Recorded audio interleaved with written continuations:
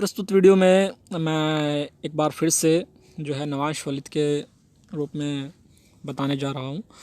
तो इस वीडियो में मैं आपको बताऊंगा कि चंद्रमा यदि नवांश कुंडली में शनि की राशियों में स्थित हो, अर्थात शनि के नवांश में स्थित हो, जैसे मकर या कुंभ राशि में नवांश कुंडली में स्थित हो चंद्रमा, और उस पर 6 ग्रहों में से किसी भी एक ग्रह की दृष्टि पड़ रही हो, तो किस प्रकार के परिणाम मिलेंगे। यहाँ पर हम राहु केतु को सम्मिलित नहीं करेंगे, इस बात का हमेशा ध्यान रखें। तो 6 ग्रह कौन कौन से हैं ये आप देख सकते हैं यहाँ पर, जैसे गुरु, सूर्य, बुध, शनि, शुक्र, मंगल इत्यादि। तो यहाँ पर जो है इनमें से किसी भी एक ग्रह की दृष्टि पड़ रही हो नवांश कुंडली में चंद्रमा के ऊपर, जरूरी नहीं है कुंडली इस प्रकार से हो, मैंने एग्जाम्पल के तौर पे आपको यह दिखाने का प्रयास किया है। तो यहाँ पर चंद्रमा किसी भी भाव में स्थित हो और किसी भी भाव से में स्थित जो है ग्रह से उसकी दृष्टि चंद्रमा पर पड़ रही हो, तो इस प्रकार से सबसे पहले हम सूर्य की बात कर लेते हैं। यदि चंद्रमा शनि की किसी भी राशि में स्थित हो नवांश कुंडली में, चाहे वो कुंभ में हो या मकर में, और उस पर सूर्य की दृष्टि पड़ रही हो, तो ये जातक को संतान सुख में अक्सर कमी दिया करती है।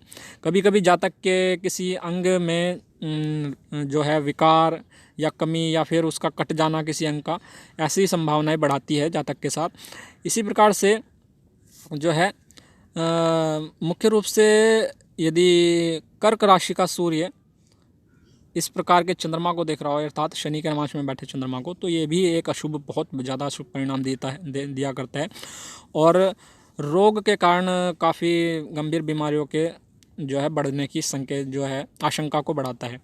इसी प्रकार से आगे चंद्रमा यदि शनि के नवांश में स्थित हो नवांश कुंडली में, यानी कि मकर या कुंभ राशि में, तो उस पर मंगल की दृष्टि पड़ रही हो किसी भी भाव से, तो ऐसी स्थिति में ये जातक को धन वैभव संपन्न होने पर भी मानसिक पीड़ा दिया करते हैं। अर्थात चाहे जो है जातक कितना भी मतलब संपत्ति युक्त हो और सुख वैभव युक्त हो, लेकिन वह मानसिक कलेश से ही इतना ज़्यादा परेशान रहता है, बहुत ज़्यादा परेशान।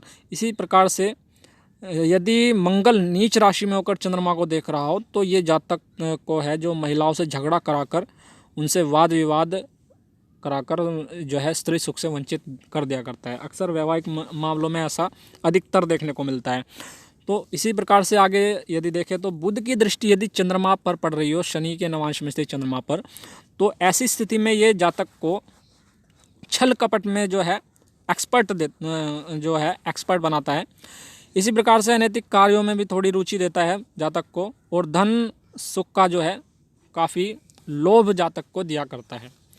इसी प्रकार से आगे गुरु की दृष्टि की बात करें तो गुरु की दृष्टि यदि शनि के नवांश में से चंद्रमा पर पड़ रही हो, तो ये जातक को गुणी, विद्वान, कर्तव्य प्राण और कार्य कुशल बनाता है। मतलब कोई भी कार्य करता हो जातक, उसमें एक्सपर्ट बनाता है जातक को। पूरी निष्ठा और लगन से सही काम करने पर ऐसा जातक धन और मान सम्मान, प्रतिष्ठा तथा इत्यादि पाता रहता है। तो इसी प्रकार से आगे बात करें शुक्र की दृष्टि की, तो यदि चंद्रमा शनि के नवांश में स्थित हो नवांश कुंडली में, तो और उस पर शुक्र की दृष्टि पड़ रही है, तो ये जातक को निर्लज्ज और निडर बनाती है। अर्थात ऐसा जातक जो है कई बार शर्म इत्यादि का जो है यकीन नहीं करता, शर्म को त्याग देता है, और भय भी बहुत कम होता है ऐसे जातक के अंदर। और ऐसा जातक जो है काफ़ी दुष्ट महिलाओं को जो है इनकी ओर आकर्षित होने वाला होता है, या फिर उनके साथ रहने वाला भी हुआ करता है।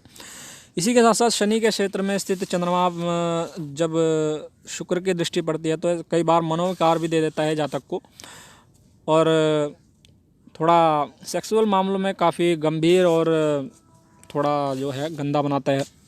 इसी प्रकार से यदि शनि की बात करें तो शनि के नवांश में स्थित चंद्रमा पर यदि शनि की ही दृष्टि पड़ रही है, तो ये जातक को दुख और कलेश अक्सर दिया करती है।